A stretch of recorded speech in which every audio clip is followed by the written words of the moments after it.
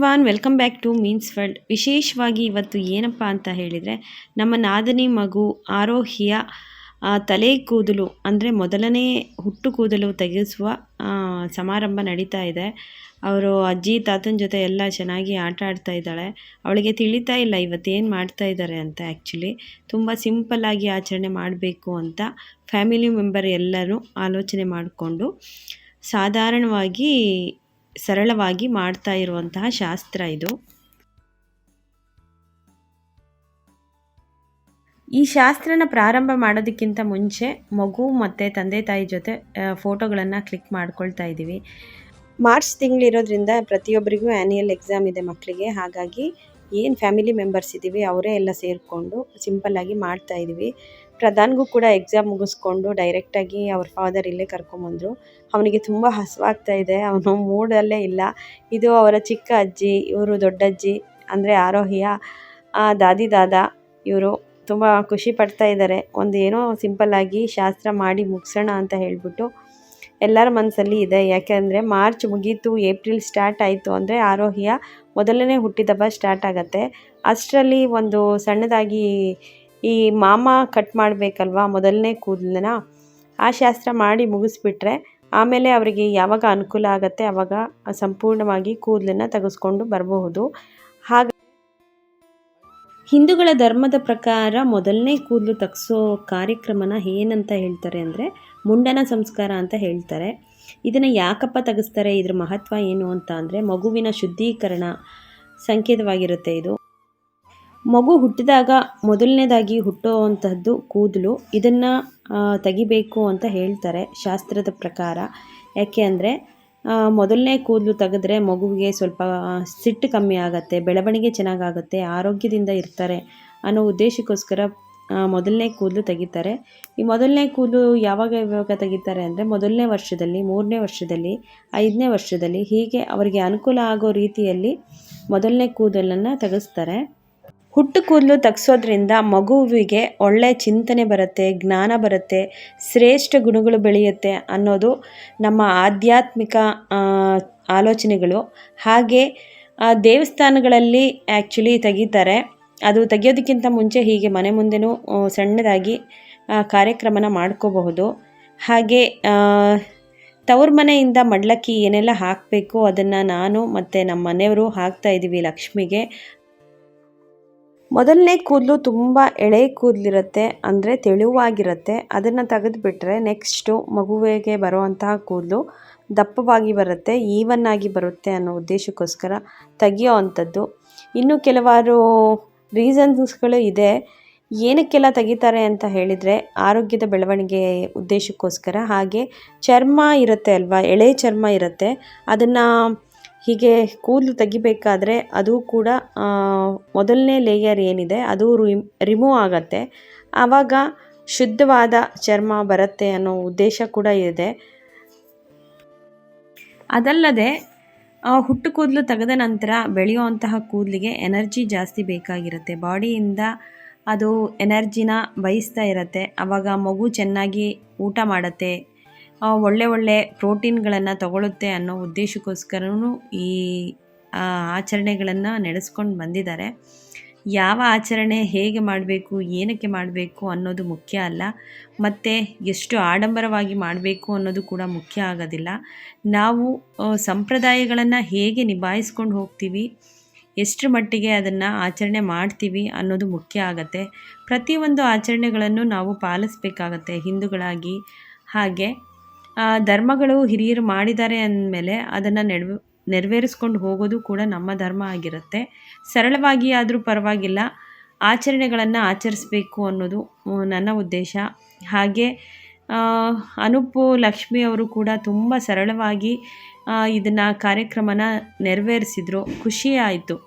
ಯಾವುದೇ ರೀತಿ ಆಡಂಬರ ಇಲ್ಲದೆ, ದುಂದು ವೆಚ್ಚ ಇಲ್ಲದೆ ಎಲ್ಲವನ್ನೂ ನಾವು ಸರಳವಾಗಿಯೂ ಕೂಡ ಆಚರಣೆಗಳನ್ನು ಮಾಡಬಹುದು ಅನ್ನೋದಕ್ಕೆ ಇದೊಂದು ಪ್ರತೀಕ ಅಂತ ಹೇಳಬಹುದು. ಈಗ ಕೆಲವು ಕ್ಷಣಗಳ ಆದ ನಂತರ ನಮ್ಮ ಮನೆಯವರು ಈ ಕೂದಲು ತೆಗೆಯೋ ಕಾರ್ಯಕ್ರಮನ ಪ್ರಾರಂಭ ಮಾಡಿಸಿಕೊಡ್ತಾರೆ. ಯಾಕೆ ಅಂದರೆ ನಮ್ಮ ಹಸ್ಬೆಂಡೇ ಮಗುವಿನ ಮಾಮ ಆಗಬೇಕು, ಅಂದರೆ ಲಕ್ಷ್ಮಿಯ ಅಣ್ಣ. ಹೀಗಾಗಿ ಮಗುವಿನ ಕೂದಲು ಕಟ್ ಮಾಡಲಿಕ್ಕೆ ಮಾಮನೇ ಬೇಕು. ನಮ್ಮ ಮುದ್ದು ಆರೋಹಿ ನೋಡಿ ಎಷ್ಟು ಕ್ಯೂಟಾಗಿ ಕಾಣ್ತಿದ್ದಾಳೆ. ಅವಳಿಗೆ ಮೊದಲನೇ ಕೂದಲು ತೆಗೆಸ್ತಾ ಇದ್ದೀವಿ. ಇನ್ನು ಹೂವು ಮುಡಿಸ್ಲಿಕ್ಕೆ ಇನ್ನೂ 7-8 ತಿಂಗಳು ಬೇಕು ಅಂತ ಹೇಳಿಬಿಟ್ಟು ತಲೆ ತುಂಬ ಹೂವು ಮುಡಿಸ್ಬಿಟ್ಟಿದ್ದೀವಿ. ಮುದ್ದಾಗಿ ಕಾಣ್ತಾ ಇದ್ದಾಳೆ. ಯಾಕೋ ಈ ಸಲ ತುಂಬ ಆರಾಮಾಗಿ ಎಲ್ಲರನ್ನೂ ಗಮನಿಸ್ತಾ ಇದ್ದಾಳೆ. ಏನು ಮಾಡ್ತಾ ಇದ್ದಾರೆ ಇವರೆಲ್ಲ ಸೇರಿಕೊಂಡು ನನಗೆ ಅಂತ. ಆದರೂ ಒಂದು ಸ್ವಲ್ಪನೂ ಕಿರಿಕಿರಿ ಇಲ್ಲ, ಏನೂ ಇಲ್ಲ. ತುಂಬ ತಾಳ್ಮೆಯಿಂದ ಎಲ್ಲವನ್ನೂ ಮಾಡಿಸ್ಕೊಂಡ್ಳು ನಮ್ಮ ಮುದ್ದು ಆರೋಹಿ. ಆರೋಹಿಯವರ ದಾದಾ ಹೇಳ್ಕೊಡ್ತಾ ಇದ್ದಾರೆ ನಮ್ಮ ಮನೆಯವರಿಗೆ ಹೇಗೆ ಕೂದಲು ಕಟ್ ಮಾಡಲಿಕ್ಕಿಂತ ಮುಂಚೆ ಶಾಸ್ತ್ರನ ಹೇಗೆ ಮಾಡಬೇಕು ಅಂತ. ವಿಳ್ಯದೆಲೆನ ಫೋಲ್ಡ್ ಮಾಡಿಕೊಂಡು ಆರೋಹಿಯ ತಲೆ ಮೇಲೆ ಇಟ್ಕೊಂಡು ಹಿಂದೆ ಅರ್ಧ ಪೀಸು ಮುಂದೆ ಅರ್ಧ ಪೀಸು ಬೀಳೋ ಹಾಗೆ ಅದನ್ನು ಕತ್ತರಿಸ್ಬೇಕು ಅಂತ ಹೇಳ್ಕೊಡ್ತಾ ಇದ್ದಾರೆ. ಕೆಲವರು ಮಕ್ಕಳು ಜೋಡಿ ಇರಬೇಕು ಮತ್ತು ನಾನ್ ವೆಜ್ ಮಾಡಿ ಮುಂಡನ ಮಾಡಬೇಕು ಅನ್ನೋದಿರುತ್ತೆ ಹರಕೆ ಪ್ರಕಾರ. ಹಾಗೆ ಇನ್ನು ಕೆಲವರು ಸಿಹಿ ಇರುತ್ತೆ ಅವರ ದೇವರ ಪ್ರಕಾರ.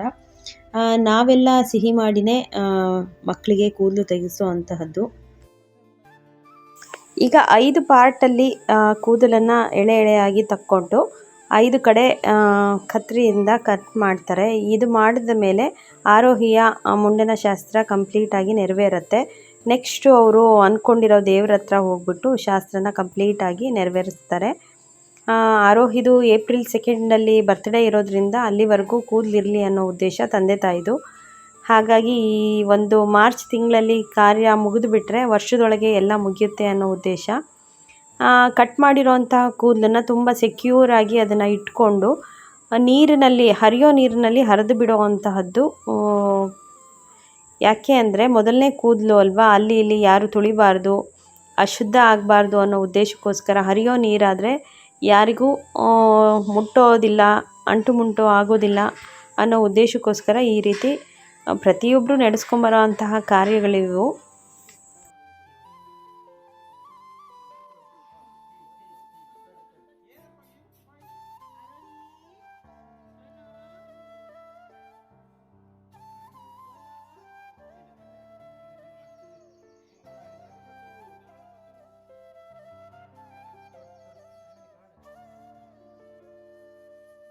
ಮಾಮ ಕೂದಲು ಕಟ್ ಮಾಡಿರೋದಕ್ಕೆ ಉಡುಗೊರೆಯಾಗಿ ಅವರಿಗೆ ಗಿಫ್ಟ್ ಕೊಡಬೇಕು ಅಂತ ವಸ್ತ್ರನ ಕೊಡ್ತಾರೆ. ವಸ್ತ್ರ ಕೊಡೋದ್ರಿಂದ ಏನೇ ದೋಷಗಳಿದ್ರೂ ಪರಿಹಾರ ಆಗುತ್ತೆ ಅನ್ನೋ ಉದ್ದೇಶಕ್ಕೋಸ್ಕರ.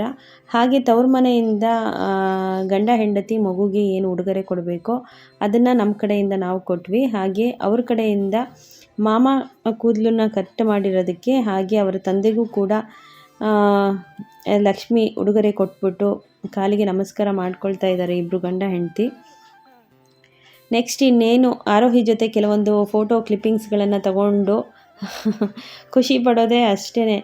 ನೆಕ್ಸ್ಟು ಎಲ್ಲರಿಗೂ ತುಂಬ ಹೊಟ್ಟೆ ಹಸಿತಿದೆ, ಬೇಗ ಹೋಗಿ ಊಟ ಮಾಡಬೇಕು ಅಂತ ಸ್ವಲ್ಪ ಆರೋಹಿ ಜೊತೆ ಟೈಮ್ ಸ್ಪೆಂಡ್ ಮಾಡೋಣ ಅಂತ ಎಲ್ಲರೂ ಎತ್ಕೊಂಡು ಮುದ್ದು ಮಾಡ್ತಾ ಇದ್ದಾರೆ.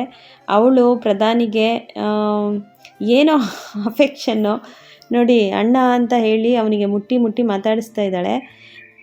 ಆ್ಯಕ್ಚುಲಿ ಆರೋಹಿ ಜೊತೆ ನಾನು ಮಾತಾಡಬೇಕು ಅಂತ ಆದಿ ಪ್ರಧಾನ್ ಇಬ್ರಿಗೂ ಕೂಡ ಕಾಂಪಿಟೇಷನ್ನು. ನಾನು ಫಸ್ಟ್ ಅವಳ ಹತ್ರ ಮಾತಾಡಬೇಕು ಅಂತ. ಮಕ್ಕಳು ಹೀಗೆ ಅಲ್ವಾ, ಒಬ್ರಿಗೊಬ್ರು ಅಣ್ಣ ತಂಗಿ ಅಕ್ಕ ತಂಗಿನ ಬಿಟ್ಕೊಡಲ್ಲ.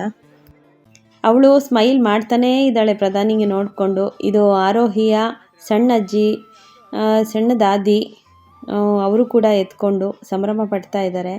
ಮಕ್ಕಳಂದರೆ ಯಾರಿಗಿಷ್ಟ ಇಲ್ಲ ಹೇಳಿ, ಎಲ್ಲರೂ ಕೂಡ ಎತ್ತಿ ಮುದ್ದಾಡೋದೆ. ಹೇಳಿದ್ನಲ್ವ, ಹೊಟ್ಟೆ ಎಲ್ಲರಿಗೂ ತುಂಬ ಹಸಿತಾ ಇತ್ತು. ಬಿಸಿ ಬಿಸಿ ಒಬ್ಬಟ್ಟು, ಕೋಸಂಬರಿ, ಬೋಂಡ, ಅನ್ನ ಸಾರು, ಈಗ ಮಾವಿನಕಾಯಿ ಸೀಸನ್ ಬೇರೆ, ಮಾವಿನಕಾಯಿ ಚಿತ್ರಾನ್ನ ತುಂಬ ರುಚಿಯಾಗಿ ಎಲ್ಲ ಅಡುಗೆನ ಮಾಡಿದರು.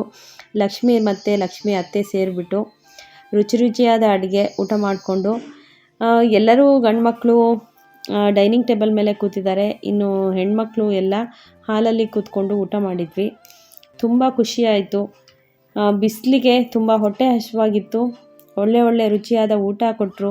ನಾವು ಹೊಟ್ಟೆ ತುಂಬ ಊಟ ಮಾಡಿದ್ವಿ. ಏನೆಲ್ಲ ಐಟಮ್ಸ್ ಇದೆ ಅಂತ ಇಲ್ಲಿ ತೋರಿಸ್ತೀನಿ ನೋಡಿ. ಉಪ್ಪಿನಕಾಯಿ, ಕೋಸಂಬರಿ, ಒಬ್ಬಟ್ಟು, ಪಲ್ಯ, ಕಡಲೆಕಾಳು ಪಲ್ಯ, ಹಾಗೆ ಬಿಸಿ ಬಿಸಿ ಹಾಲು ತುಪ್ಪ ಹಾಕಿ ನನಗೆ ತುಂಬ ಫೇವ್ರೆಟ್ಟು ಹೋಳಿಗೆಗೆ ಹಾಲು ತುಪ್ಪ ಹಾಕ್ಕೊಂಡು ತಿನ್ನೋದು ಒಂದೇ, ಆದರೆ ಈ ಸಲ 2 ತುಂಬ ರುಚಿಯಾಗಿ ಇತ್ತು ಹೋಳಿಗೆ. 2 ಹೋಳಿಗೆ ತಿಂದೆ. ತುಂಬ ಹೊಟ್ಟೆ ತುಂಬ ಊಟ ಮಾಡಿಕೊಂಡೆ. ಆಂಟಿಗೊಂದು ಬಿಗ್ ಥ್ಯಾಂಕ್ಸು. ರುಚಿಯಾದ ಹೋಳಿಗೆ ಸಾರು ಕೂಡ ತುಂಬ ರುಚಿಯಾಗಿತ್ತು. ನೆಕ್ಸ್ಟ್ ಎಲ್ಲರೂ ಊಟ ಮಾಡಿಕೊಂಡು ಆರೋಹಿ ಜೊತೆ ಟೈಮ್ ಸ್ಪೆಂಡ್ ಮಾಡ್ತಾ ಇದ್ವಿ. ಇನ್ನೇನು ಎಲ್ಲರೂ ಹೊರಡೋ ಹೊತ್ತು ಸ್ವಲ್ಪ ಹೊತ್ತು ಕೂತ್ಕೊಂಡು ಹರಟೆ ಹೊಡೆದ್ಬಿಟ್ಟು, ಇರುತ್ತೆ ಅಲ್ವಾ ಫ್ಯಾಮಿಲಿ ಅಂತ ಅಂದಮೇಲೆ ಸಣ್ಣ ಪುಟ್ಟ ಮಾತುಗಳು ಆಡಿದ್ರೇ ಅಲ್ಲಿ ಖುಷಿ ಸಂಭ್ರಮ ಎಲ್ಲವೂ ನೆಲೆಗೂಡೋ ಅಂಥದ್ದು. ಏನಿದೆ ಫ್ಯಾಮಿಲಿ ಟೈಮ್ನ ಸ್ಪೆಂಡ್ ಮಾಡಬೇಕು, ಒಬ್ರಿಗೊಬ್ರು ಒಳ್ಳೊಳ್ಳೆ ಮಾತುಗಳನ್ನು ಆಡೋದು, ಮಕ್ಕಳು ಒಬ್ರಿಗೊಬ್ರು ಜೊತೆಗೆ ಆಟ ಆಡ್ತಾ ಇದ್ದಾರೆ. ಹೀಗೆ ಸ್ವಲ್ಪ ಸಮಯ ಟೈಮ್ ಸ್ಪೆಂಡ್ ಮಾಡಿಬಿಟ್ಟು ಅಲ್ಲಿಂದ ನಾವು ಕೂಡ ಹೊರಟ್ವಿ. ಪ್ರಧಾನಿಗೂ ಆದಿಗೂ ಇಬ್ಬರಿಗೂ ಎಕ್ಸಾಮ್ಸ್ ನಡೀತಿದೆ. ಎಲ್ಲರೂ ಓದ್ಕೋಬೇಕು. ಹಾಗಾಗಿ ಮಾರ್ಚ್ ಟೈಮ್ನಲ್ಲಿ ಮಕ್ಕಳಿಗೆ ಎಕ್ಸಾಮ್ ಇರೋದ್ರಿಂದ ನಾವೇನು ಸಿಂಪಲ್ಲಾಗಿ ಎಲ್ಲ 2 ಫ್ಯಾಮಿಲಿ ಸೇರಿಕೊಂಡು ಫಂಕ್ಷನ್ನ ಕಂಪ್ಲೀಟಾಗಿ ನೆರವೇರಿಸಿದ್ವಿ. ಕೆಲವೊಂದು ಫೋಟೋಗಳು ಶೇರ್ ಮಾಡಿದ್ದೀನಿ, ನೋಡಿ ಎಂಜಾಯ್ ಮಾಡಿ. Thank you so much. Bye bye, take care.